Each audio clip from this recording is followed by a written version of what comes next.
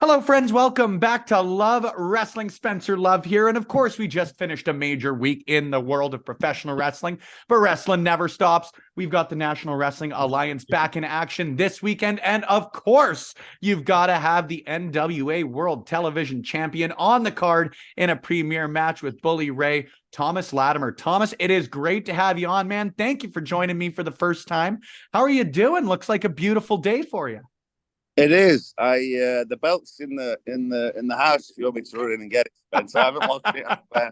I just didn't think. It might look weird. The neighbours looking at me half naked with a belt outside, talking to a phone. So.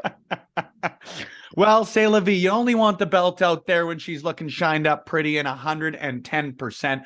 Like I mentioned, though, a non-title matchup, a premiere, an exclusive, an exhibition, whatever you want to call it, matchup against Bully Ray this weekend.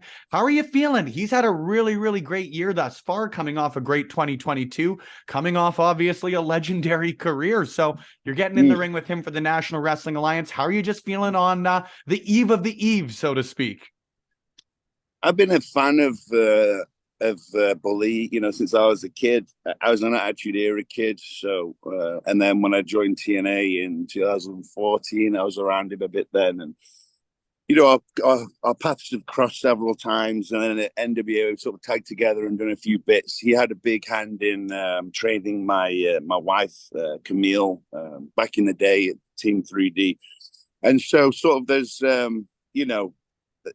some history there, not so much one-on-one, but there's some history there. So I'm excited for it. And Bully stays busy. He's doing his thing everywhere. That's the level you want to be able to get to, especially, once you sort of cemented your career and who you are, to be able to stay busy, still stay relevant, still stay on every sort of major sort of wrestling promotion there is. So I'm excited about it. It's what's the word I'm trying to search for? It's out the blue, but that's okay. I'm hoping that it gets turned into a tables match. It's probably not a good thing to wish, considering that he is the master of tables. But there's I like furniture, so as long as I'm not going through it, so he needs to be the one that goes through it. But that could go either way. You like getting furniture involved. You like it even more when you're not the one involved with the furniture, hey? Right. Now, I got to ask, especially here in that, I know you mentioned you're an Attitude Era fan, but I also know you've mentioned you're specifically a Jeff Hardy fan. Does that maybe inspire you to hit Bully Ray a little bit harder, considering the years of damage to a hero? I've already thought about it. You know what I mean? But it's, I already know what I want to do. Whether that'll happen or not, but it will be Jeffrey Nero inspired if it happens. Yes. You got to tune in this Friday, of course, to NWA 312 if you want to see that. But I wanted to bring that up because you mentioned some Jeffrey Nero stuff maybe being busted out this weekend, but maybe Jeff Hardy's style and maybe the high-flying style isn't necessarily the Thomas Latimer style, right? You're a bruiser, you're a brawler, you're really, NWA-centric in an old-school mentality with it. So maybe who are some of your other heroes, and what did you find so interesting about Jeff Hardy, maybe in spite of not wrestling in his exact style? So I don't know, really. I remember the pinnacle for me deciding that I want to be a pro wrestler, and it's a story that I think many people would say. Seeing Mick Foley get tossed off a cage for some reason inspired a lot of people to want to be a pro wrestler, right? Which is completely insane. But I remember seeing that and just my mind was absolutely blown away. And once I'd seen that, I knew deep down I wanted to be a wrestler. But then when Jeff Hardy came on the scene, I remember thinking he is the coolest person in the world. Everything that he just oozes cool. And not only that, but he really made me appreciate and love selling, and which is something that, in today's wrestling isn't sort of a big. In WWE it is, it helps tell a story and do other sorts of things, but it feels like it's sort of like instead of it being first place, besides the story, and the emotion being the selling then should then enter, to help build the story and the emotion. And a lot of that feels like that's sort of gone away now. And so I always loved watching Jeff Hardy, same with Shawn Michaels too, getting beaten up. Like, it wasn't so. Don't get me wrong. I loved all the high flying and the jumping off stuff, and just the crazy ability that him and Shawn had for moving. But it was just the way that they would sell, and they made taking a beating look cool. So you know what I mean. Most people want to go, "Oh, I want to hit this, I want to hit that." I'm always thinking, well, especially now that I'm a babyface and I get a chance to sort of sell more. I'm always kind of thinking about certain ways to sell and how I would sell, and try and use how Jeff might sell, or the younger Shawn Michaels might sell. I just found the way that they got beaten up fascinating. So, besides Jeff. And then obviously when I got into the wrestling, I realized, oh, wait, I can't do anything that Jeff does. And if I do it, it doesn't do him any justice or service. And there's bits that I can do, but obviously the older you get to, you do have to, the risk versus the reward definitely is something now that at 36 would have been something that I wouldn't have thought about. And now it's always in the back of my mind, no matter what I sort of do, and that's just part of getting old, I think. But other guys that sort of inspired me, so Jeff Hardy and Shawn in my younger days, and then once I got into pro wrestling and realized, oh wait, I needed to know more and be more aware, then guys like Triple H, guys like Dynamite Kid. And then really sort of anyone and anything that I could take from. I mean, trying to think off the top of my head. I mean, they're sort of my go-to guys, but I'll put on anything, whether it be some old World of Sport stuff to see, rollerball, Rocco versus, I don't know, who would be, an old Fit Finley, or, things where there's stuff that even if you watch super old WrestleManias, there's guys that there's a kid I might not have been drawn to, but now as a professional wrestler myself, I look at them completely different. Like, I might not have necessarily liked,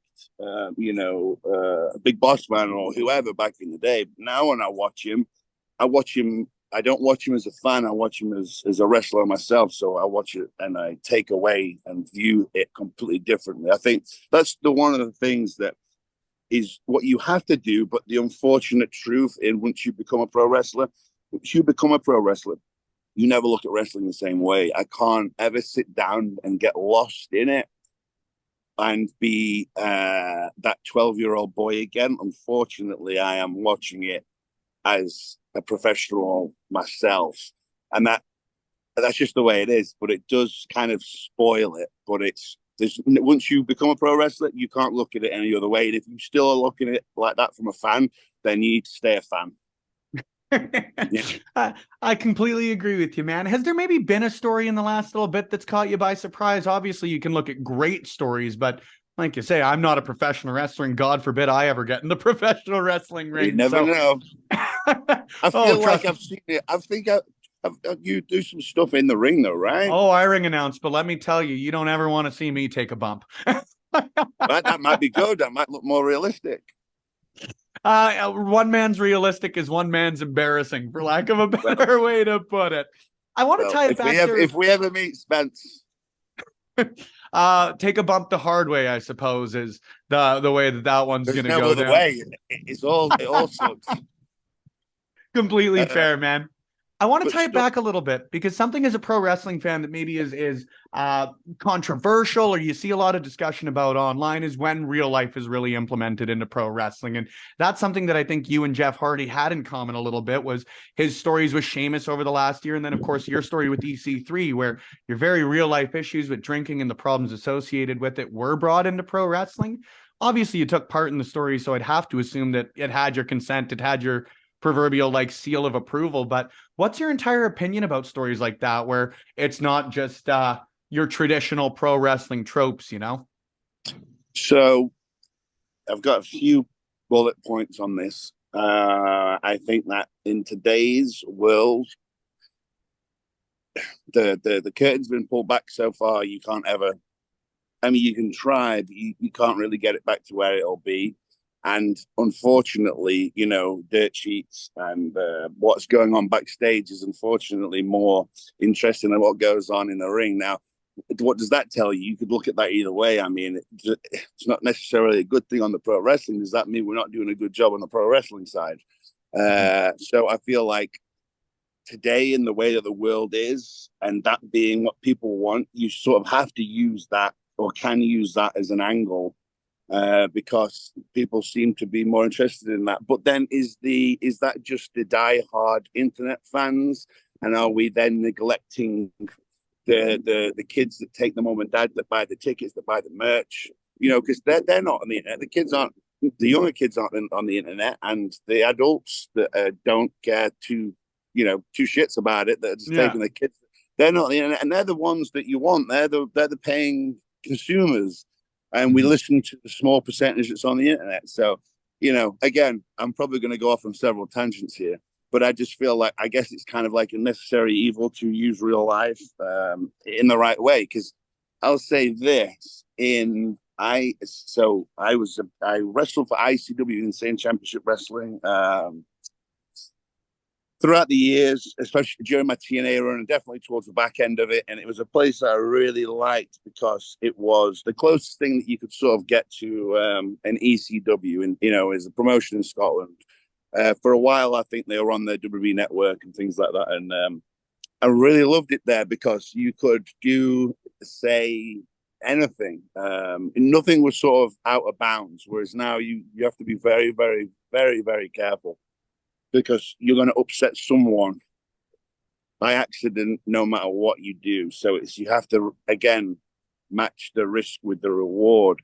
I tried using an angle with one of my prior arrests, and it was using an angle, and it was obviously, it was, again, it's sticky to talk about because someone will get upset, but it was, once my charges were dropped and it was all sort of put away, I thought, well, I want to own this. Like, I want to, maybe we could use this as a storyline, because everyone knows that this happened to me, but the charges were dropped. It was all bollocks. So I thought, well, I want to own this, and that's maybe use this as an angle, as something that people are going to be like, whoa. But it was one of the worst decisions I ever made, because not only did it re-highlight some of the bad things that have happened in my life, but it was a very sticky subject to be able to sort of bring and highlight, and it didn't do me any favors at all. And and so it depends what you're going to use as an angle, and then it also, so you got to be very, very, very careful, because you can look at anything, whether it's Jeff I's drinking or am I drinking, and you could take offense to that, or you could be upset that it's being used as a storyline or this and that. So it is a weird sort of predicament you find yourself in. The drinking, however, is something that I don't mind, and it's something that I don't. It's something that I don't want to ever be one of these guys that sits on his chair all high and mighty. He goes, "I've quit drinking. Everything's great. This is what you need to do." If I'm asked about it, then I'll bring it up. I don't want to ever be condescending with it, and so, but with that too, it's amazing how many people have drink issues or know someone that does. And I never thought I would get sober ever, never ever. I always thought, because I hate myself so much, and I couldn't look at myself in the mirror, that was the best thing to do. Because guess what? I don't care when I drink. I don't have to think. I don't have to look at myself in the mirror. I have a detachment to my body, to my emotions, and then I get to also then blame everyone else for my demons, for my fuck ups. Yeah. And so once I quit drinking and got away from that, I went, wow, my life is so much easier. Wow. I mean, it was obviously a long process, because there's a lot of self-reflection, and that never goes away. I struggle daily with who I was and what I've done and what I've thrown away, and the people that I've hurt, and the situations I put myself in, and what the general opinion that people have of me. I mean, ultimately what is important is the people who know me, and I can never change everyone's opinion. And once an opinion is made up, generally that's that. And I'm not here to change people's opinion, But I am here to change people's opinion on the fact that if you want to quit, because you have to want to quit, you can quit drinking.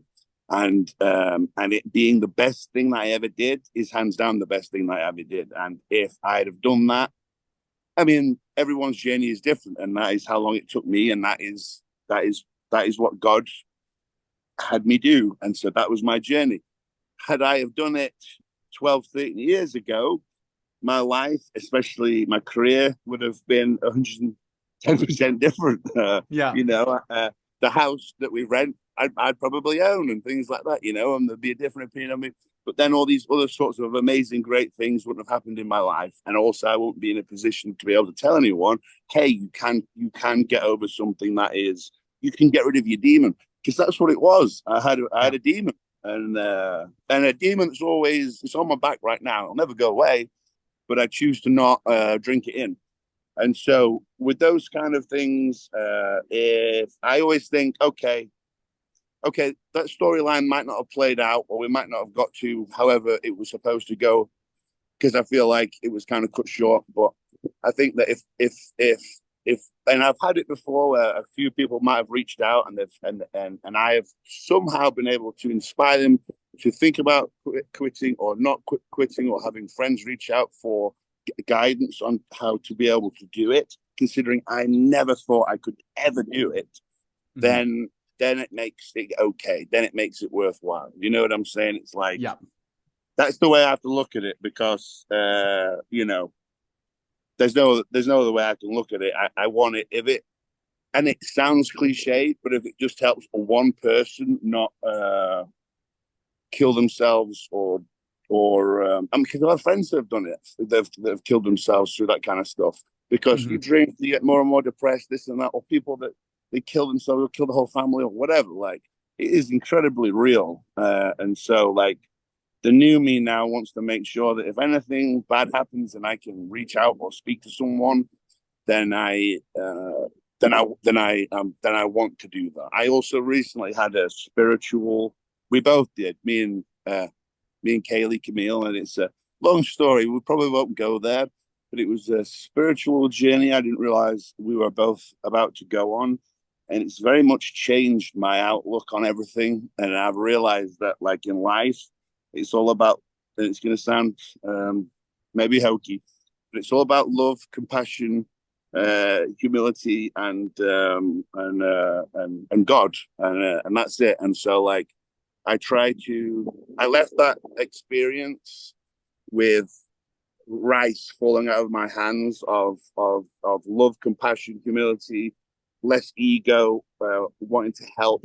And I just think if I can just keep that one grain, because really that's what it boils down to. If I can keep that one grain where I do something good, not on purpose, but like I do something good every day, at least one thing, whether it's give some money to a homeless guy or open a door for someone, then I'm doing okay.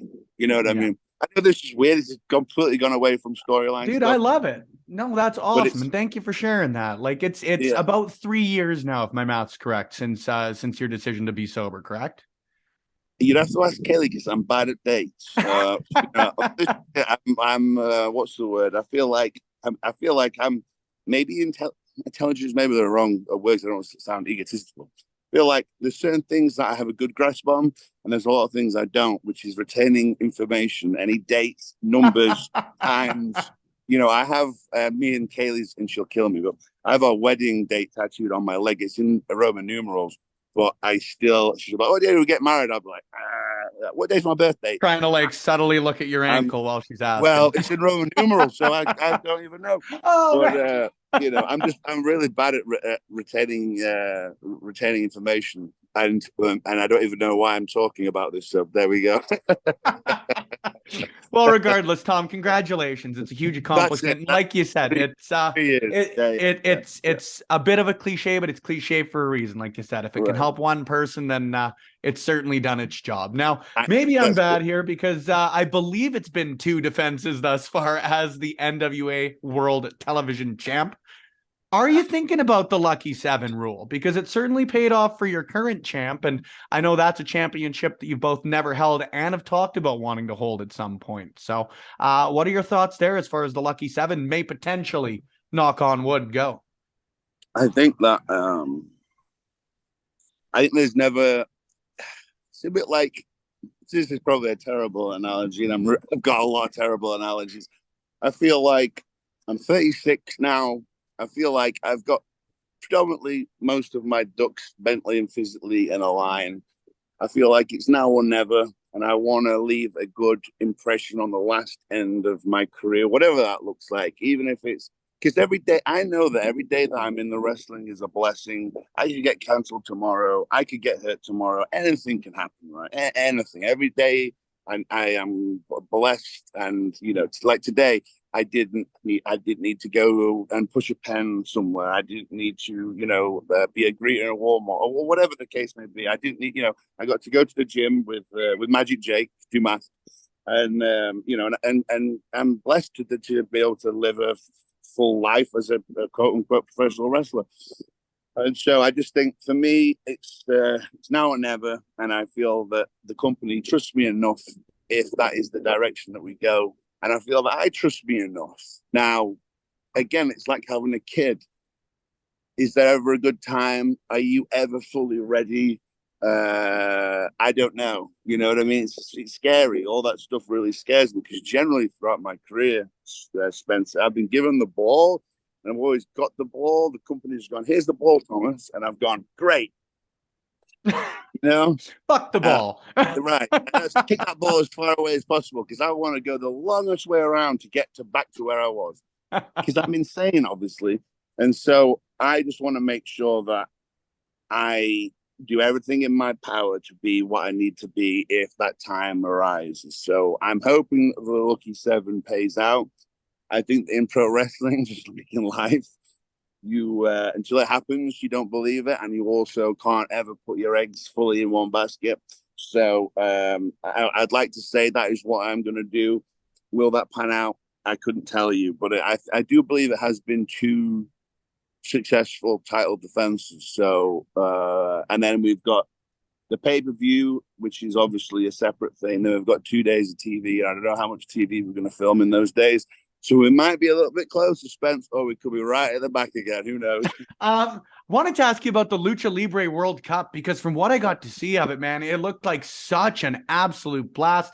I had to tune in, and maybe selfishly, I was a little disappointed with the result in the Team Canada match, being from above the 49th myself, but we'll digress. What was the experience like getting down there for you? How cool was it to take part in such a unique tournament? So, well, funny story. We're actually there. Me and Kaylee, Camille. I'm going to say Kaylee because saying Camille's weird. We were actually in Mexico 3 times last month. We went once for the NWA versus AAA show, which was, Billy was running the concert. And sort of we got to then sort of capitalize on the amount of people that were going to be there and things like that. And of course, you're in Mexico, so it's embedded in their culture anyway. So everyone there that is there to see Smashing Pumpkins also, by some degree, knows of Lucha, likes Lucha. It's part of the culture. So it was very cool in that aspect where it's like you could piggyback very easily off something else that was going on there. Obviously, I love Billy and the Smashing Pumpkins. He's my boss, I've got to say. But no, I have been a fan as a kid. But I've seen Billy a couple of times. I was more excited to see Interpol, which was playing before him, and I've been a big Interpol fan forever. So getting to have that experience, stood by Kaylee with Chris Masters, I was like, wow, my life is pretty cool. Like it's weird how things kind of work out. I do take stuff like that as a huge blessing. It's like, wow, I'm in Mexico.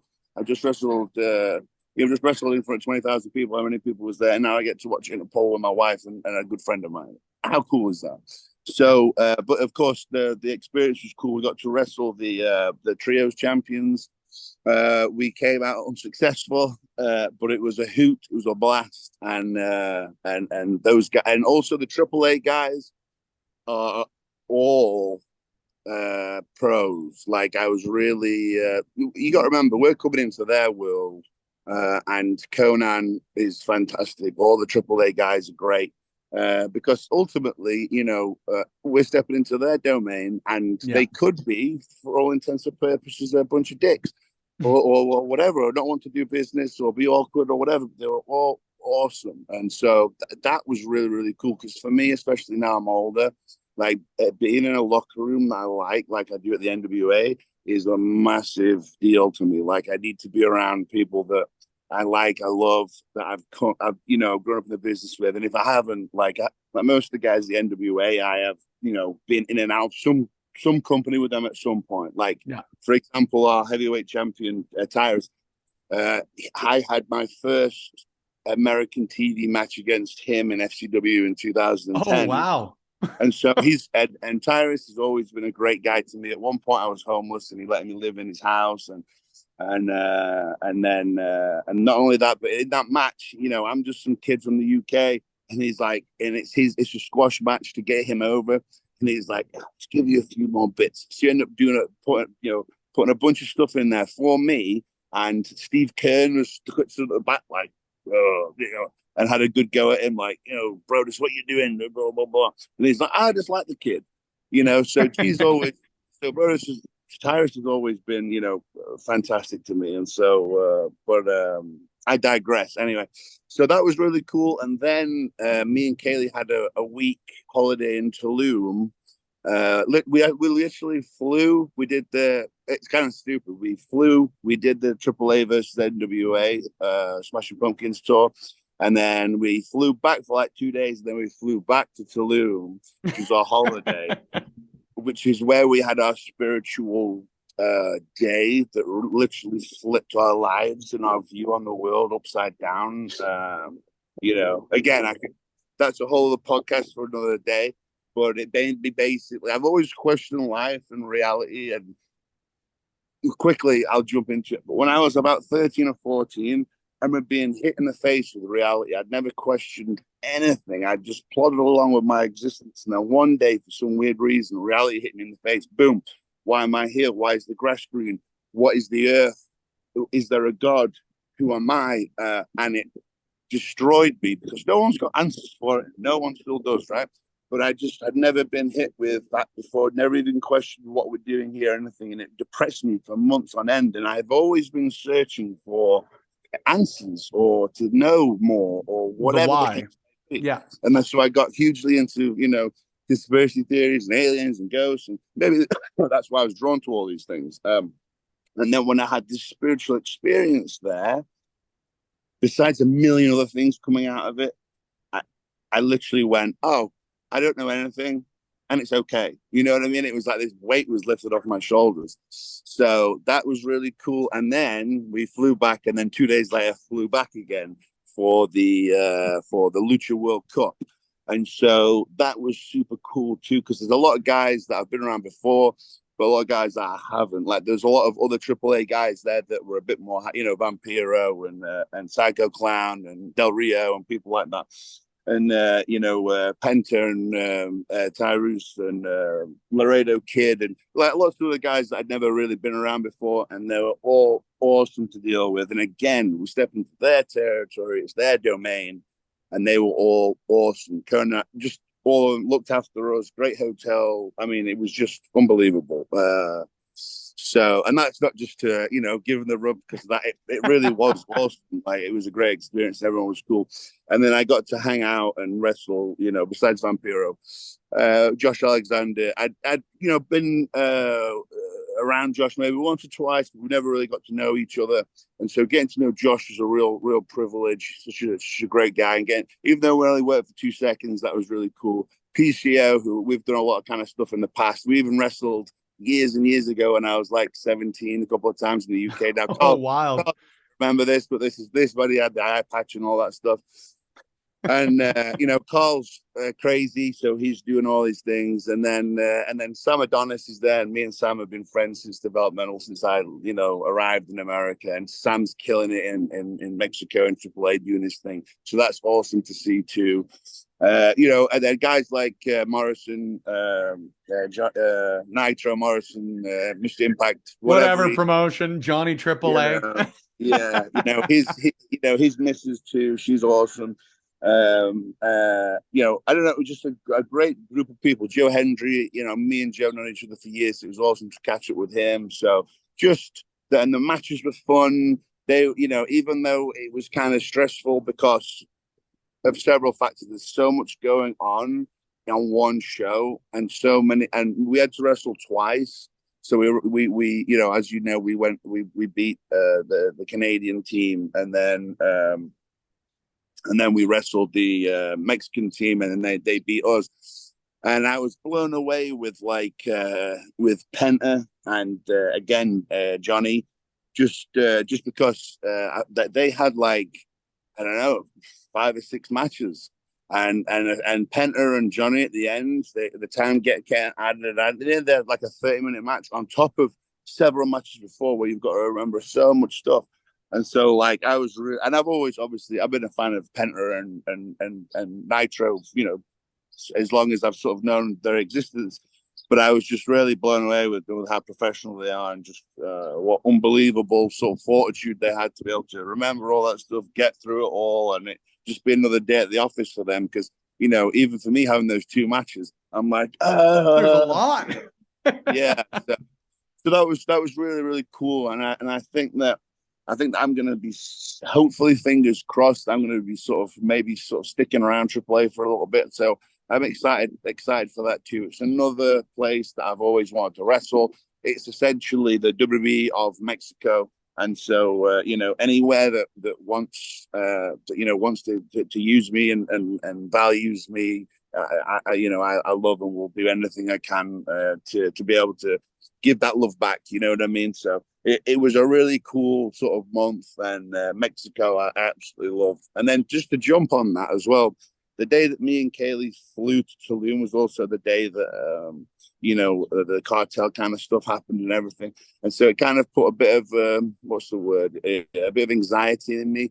And then and then they were sort of I'd heard they were kind of trying to boycott Mexico and have people not go, and I completely understand it. Everyone wants to be safe, but I just found it kind of a bit unjust and a bit unfair that that the whole country would be targeted, and you'd be told not to go and things like that, when this stuff happens in America every day. In every, I live in Nashville, and we just had the shootings here, and there was some other stuff that went on, and so it happens everywhere. You've obviously got to be mindful and careful. But I mean, me and Kelly spent a bit of time in Cancun, because AAA have opened up their own. It's almost like a Circus Olay show. So they invited us to go watch like a dress rehearsal. So that was really cool too.